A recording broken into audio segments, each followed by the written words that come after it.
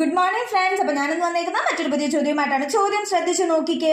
നമ്മുടെ ഈ ചോദ്യം ചെയ്യാനായി നിങ്ങളൊരു പോയിന്റ് അറിയണം. എന്ന് പറഞ്ഞാൽ എ ബി സി എന്ന് റിപ്പീറ്റ് ചെയ്ത് പോകുന്ന ഒരു നമ്പറിനെ നമുക്ക് 7, 11, 13 കൊണ്ട് കംപ്ലീറ്റ് ആയിട്ടും ഡിവിസിബിൾ ആയിരിക്കും. അതായത് 7 കൊണ്ട് ഡിവിസിബിൾ ആണ്, 11 കൊണ്ടുമാണ്, 13 കൊണ്ടുമാണ്. ഓക്കെ, അങ്ങനെയെങ്കിൽ ഈ ചോദ്യം നോക്കിക്കേ.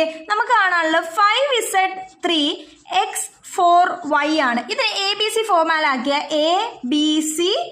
ABC അല്ലേ കൂട്ടുകാരെ?